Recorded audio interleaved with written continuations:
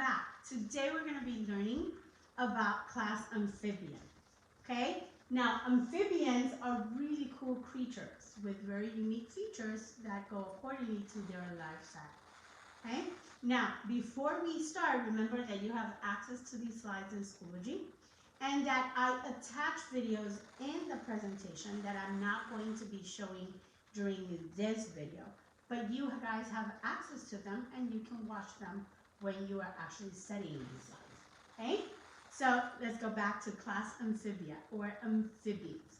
Now, amphibia. What does the word amphibia even mean? Well, amphibians come from the Greek word that means or represents both life or dual life. Because as you all know, amphibians have a double life. They start their life in water, but then they go through a process that we know as metamorphosis and end their lives on land. At least majority of them do. So they have that double life quality. Now, amphibians are cold-blooded animals that have a backbone and they possess unique characteristics, right? They're like an in-between fish and reptiles. Actually, some scientists believe that they evolved from lobe-fin fish that were known or called Crossopterygians. I'm sorry. Okay? Now, we studied the lobe-fin fish, so many scientists believe that eventually with time, right, and conditions that granted the adaptation for some of this fish to actually eventually evolve into amphibians. But that is just one part of the science community. Okay? Now let's look at the characteristics of amphibians. Besides being super cool, if you have ever taken the time to actually look and observe some of these frogs and toads and salamanders, they are really funny animals. I mean, they have long limbs, they can jump really high, they kind of they stick to places, but they're really curious too. So you have really cool pictures and footage that you can get with them. Okay, now let's go to their characteristics. Characteristics number one, they're ectotherms. What does ectotherm mean again? That's right, they're cold-blooded. They lack the ability to regulate or control the internal temperature of their body. So their body temperature depends a lot on their environment. Okay?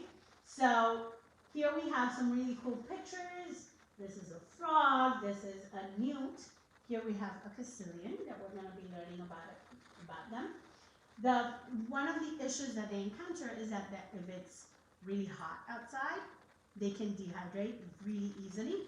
If it's really cold outside, they can also dehydrate really easily because they depend. So amphibians, due to the fact that they start their life in waters, they always have to stay close to humidity and moisture, and the majority of them live really close to water throughout their entire life. Some can travel a little bit further in, but majority of them stay close to water because of this.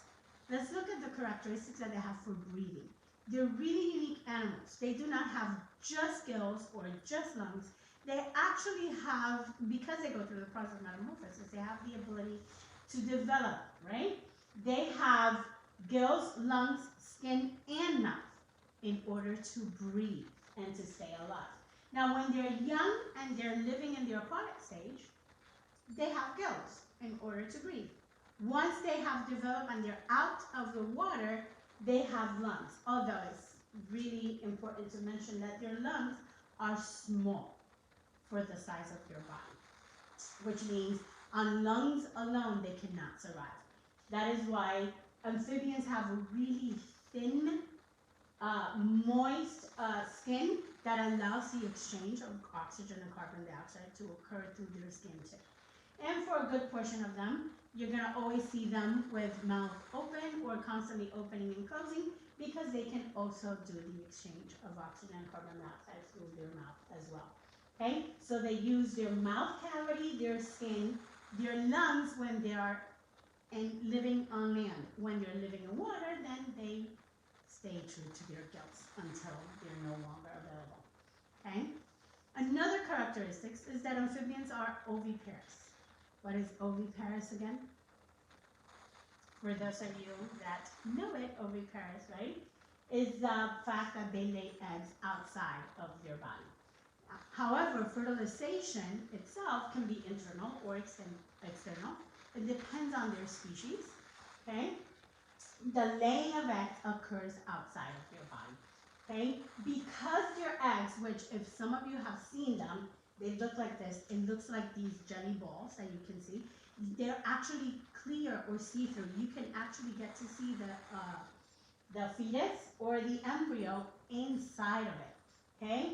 But these eggs are not amniotic, which means that they lack the amnion or that specific membrane that keeps and locks the moisture inside, okay? They lack that, which means that they, in order to be moist and keep that moisture inside, they have to be laid in water, okay? Now, once the eggs are laid, the amphibians, a really good portion of them, that's all they do for their young. They just lay their eggs. They put it in a spot that they hope that won't be easily reached by predators. But that's as far as parental care, that's as far as they go. Okay, although we do have some exceptions, like in everything.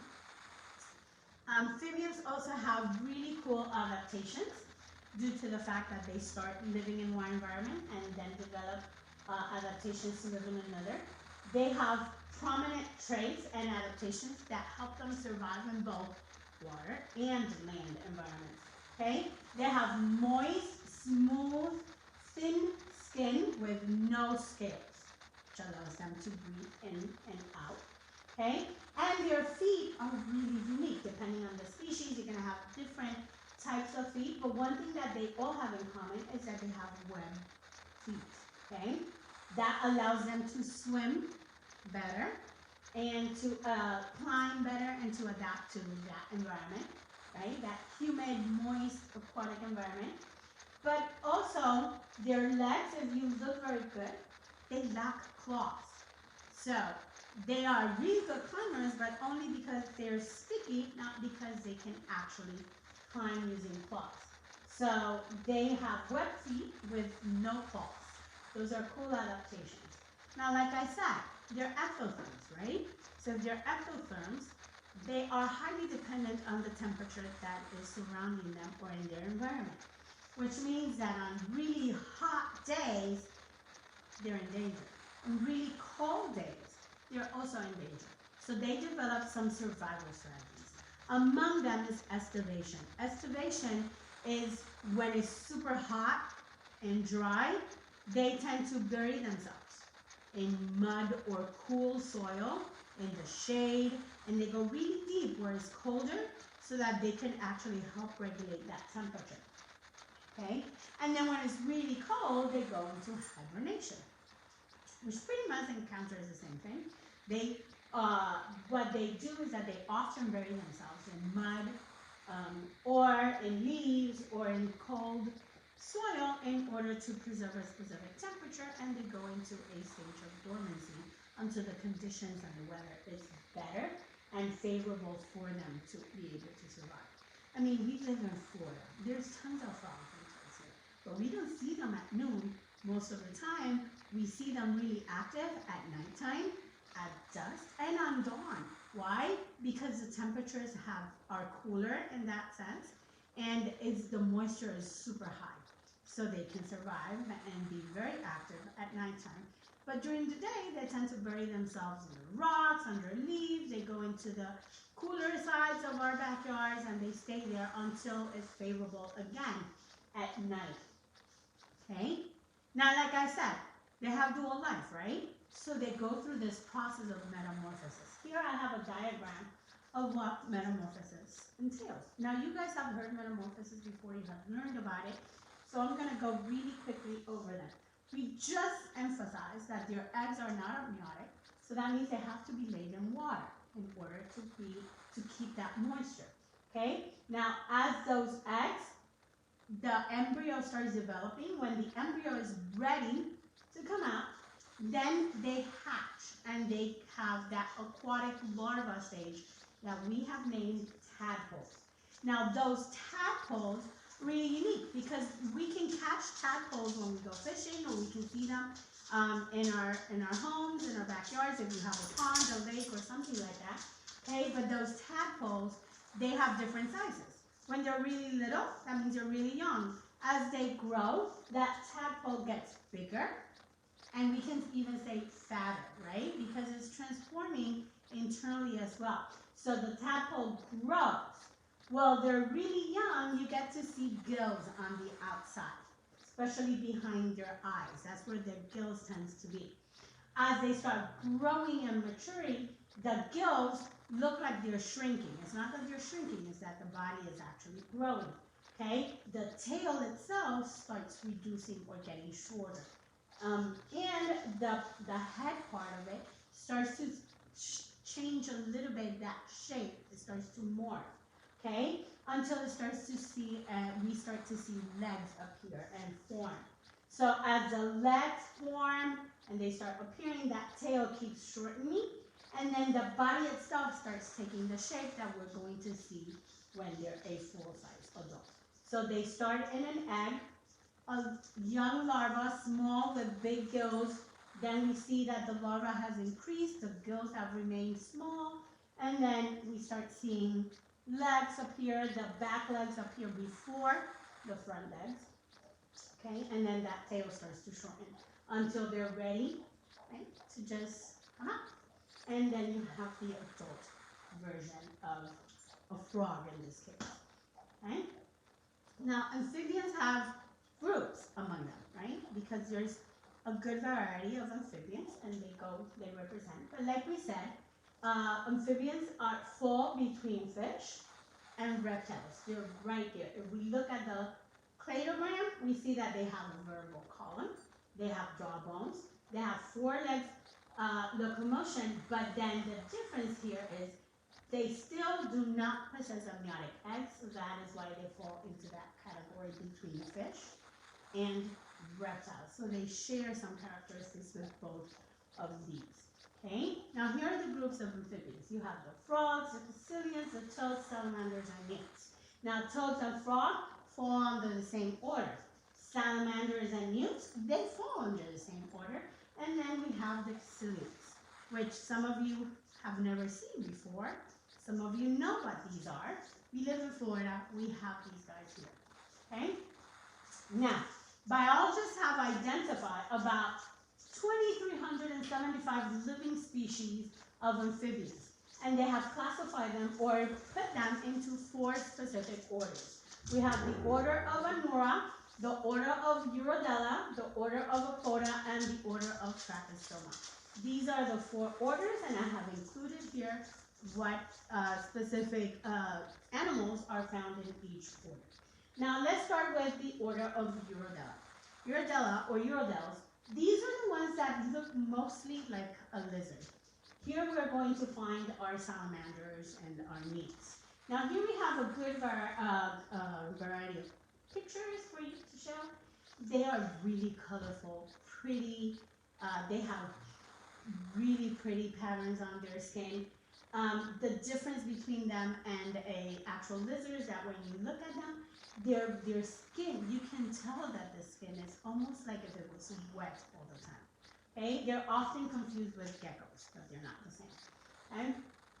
Now, like I said, the urotels include the newts and the salamanders and the beautiful axolotl. Okay? Now, Urodela means visible tail. So these are the amphibians that have a tail that is visible. Okay? They tend to have slender, elongated bodies. They have visible legs. Even though they're small legs, they're still visible. We can see them. Okay? They have smooth, moist skin, all amphibians.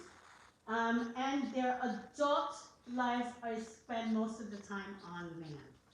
Okay? Now they have a diet that consists of insects and worms. Okay? Some, like the axolotl, actually live the entire life on the water. Okay? In aquatic environments. So not on land, but in water. However, the newts are, most of their life is spent on land. Okay? Here we have this is the Luristan newt. This is the ocelot. Here we have the yellow spotted salamander. Okay? Now, your adults come in a great variety of sizes. They can be from 4 inches, which is this big, right? And they can be all the way up to 5 feet big. Now, this here is known as the giant salamander. It's very typical in Japan, in China. Actually, people over there take great care of them. They try to, because they were at risk for such a long time. So they do take care of it. But people can be walking down the street and all of a sudden find this gigantic, right, salamander right there with them. Now, 5 feet tall, that's pretty big. If you look at the paw of the salamander and the hand of the person, right, we're talking about a big animal right there. They could be really big and really fat, so they're really heavy, as you can see that in that picture, okay? So salamanders, just like all amphibians, they lay their eggs in water, okay? Now, when they hatch, if you, in your slides, when you put it in Presemo, you're going to see that because the eggs are clear, you actually get to see the embryo, and you get to see that it is a salamander and not a toad, because of the actual shape that it has. Okay, they resemble a salamander. These are salamander eggs under a microscope that it has been enlarged. Okay, now this is some salamanders. Some salamanders that majority of their lives are spent on land actually lay eggs on land, and they keep those eggs as humid as possible. Okay, and when the eggs hatch, there's no larva in it. It's a mini salamander. It's exactly same as the adults, only in miniature mode. Okay, now their eggs are laid on land and they hatch into miniature adult salamanders. Now this kind of salamander is a little bit more parental guided. Okay, they tend to stick around to protect the young until the young are hatched out. Then everybody, right, takes their own way. Now let's look at the next group. This is the order of Apoda. Now, we all know that poda means legs. Apoda means no legs whatsoever. Now, these beautiful amphibians are usually confused with worms or snakes, depending on the size. But when you look closely, you can actually tell them apart from others. Now, the caecilians, that is what is found in here, okay? There's about 200 species of caecilians. Okay, they're limbless amphibians that, depending on the size, they can resemble a worm if it's really little. People tend to confuse it with a worm. Actually, they move like worms, so that's an easy mistake. And depending, some of them grow bigger that people tend to confuse them with a snake until you see them move. They do not move like a snake. They move like a worm. Okay. Now, some caecilians are eyeless. They have no eyes whatsoever. Some have eyes that are hidden under their skin. So the skin grows on top of the eyes, and what they can see is almost like shades and where the light is coming from. They do not have really good vision. It's just shade. Because they have no eyes, and those that do have eyes have skin over them, they have sensory organs, like tentacles, okay? So these are the only amphibians that have sensory tentacles located between their eyes and their nostrils. And with those sensory, they can actually probe the environment, and they get to detect prey, to feed, and also they get to detect predators, to hide, and protect themselves. Okay? Now they come in a great variety of colors. You have them blue and yellow and orange and green. They come in many colors, okay? One thing that they do have in common is your head.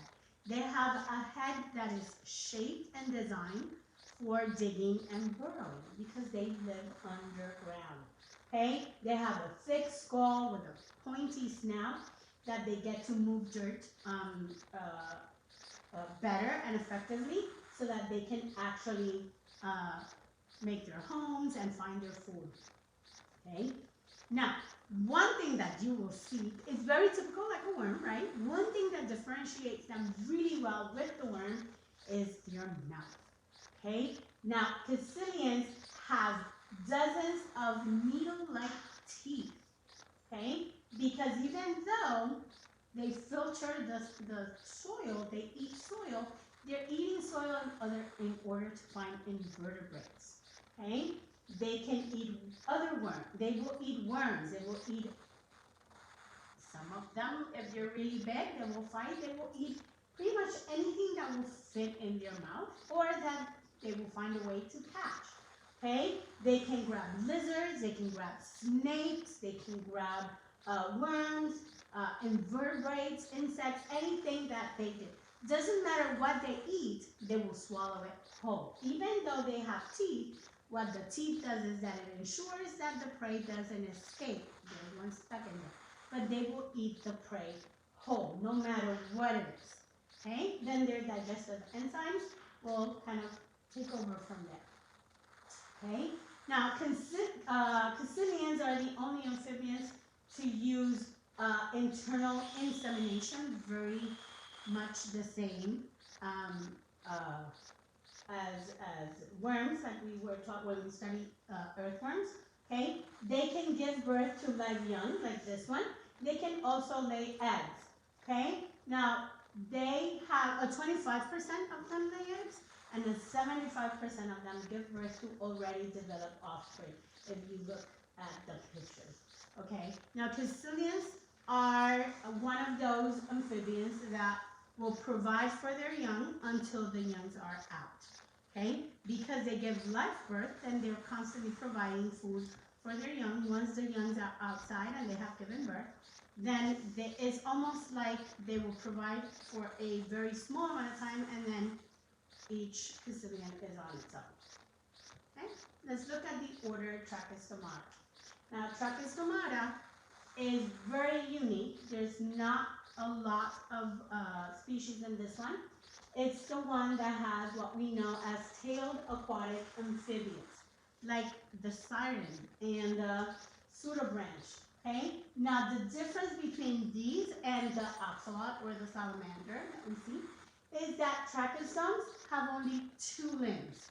They only have the front legs. They do not have the back legs.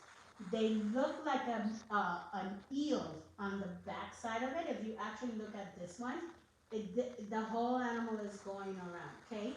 It's like an eel, okay? And then you see the front two legs. These are called sirens. Now, these have gills throughout their entire life. Why? Because their entire life is in water. So these do not transfer themselves on land. They will continue to live in water for their entire life. So they keep the gills with them. Some of them, the gills actually look like branches that come out of their head. And they're pretty cool. And they're not really, really colorful. That is because of camouflage. Now let's look at Anura. The order Anura is the one that we know the most of, or the one that is most known to us, right? These are the toads and the frogs. Anura means without a tail. So these are the amphibians that lack a tail in their adult life. Okay? These are toads. These are frogs. We can tell the difference by one, their skin, two, their size. Okay? But there is a great variety of Anurans. Now, this is the classification of the kingdom Animalia, subkingdom, and then we go through. There's 54 families, 300 genera, and there's more than 6,400 species. Now, how do we divide those? 3,500 of them are known frogs, and there's over 300 kinds of toads. Okay? Now, things that they have in common, frogs and toads can be climbers, or they can dwell on land. Some of them have to live really close to the water their entire life, while others, mostly toads, can actually go into further away from the water and survive pretty well on their own. Okay? They are found everywhere in the world except on the continent of Antarctica. Everywhere else, you're gonna find frogs and toads. Now, I included a video in your slides from Snake Discovery, right? Where you're gonna go into more in-depth differences between the toads and the frogs. But one of the things that we can easily say that helps us tell them apart is their skin. Frogs have thin, moist, smooth skin. It looks like they're shiny and almost slimy all the time. While toads have more of a bumpy, warty skin. Actually, people believe that when you touch a toad, you will grow warts, which is not true. Totally fake, okay? And no, you do not kiss a toad or a frog and it becomes a prince. That's also just happens in Disney, okay? But you can tell the difference. Another difference that I tend to look at, because I really do like capturing them and seeing them and touching them. Frogs have more of a funny personality. Toads look like you're grumpy all the time. I don't know why, but that is one that my observation, right? Personal observation. Okay. One thing that frogs and toads do have in common, okay, is the fact that many of them are in danger of extinction. Okay, even though so many frogs are prolific and so many toads, when they actually come, and frogs, they can take over the territory and do very well. However, there's so many of them that are in danger due to the fact that their environment is being torn down for other constructions. People have imported predators from other places to be pets and then figure out that they cannot, so they release them into the wild. So they have become threatened. These three species that I included in the slide, these are red listed, meaning they are very, very little, few of them here on Earth, okay? And they are really close to extinction. We have the lemur leaf frog, we have the black eye leaf frog, and we have the Vansellini spiny chest frog, okay? They are red listed at the moment, with a long list of other frogs and toads that are endangered, just like salamanders as well. Okay, so be wise, be grateful, take care of the environment that God gave us, because these are really, really cool animals, and they have a very important role in the ecosystem. Okay, so make sure that you admire and are appreciative of the animals that we have. Okay, so I attached a link on your presentation from National Geographic. They have tons and tons of videos of these animals. You get to see them in their funny faces, their funny noises.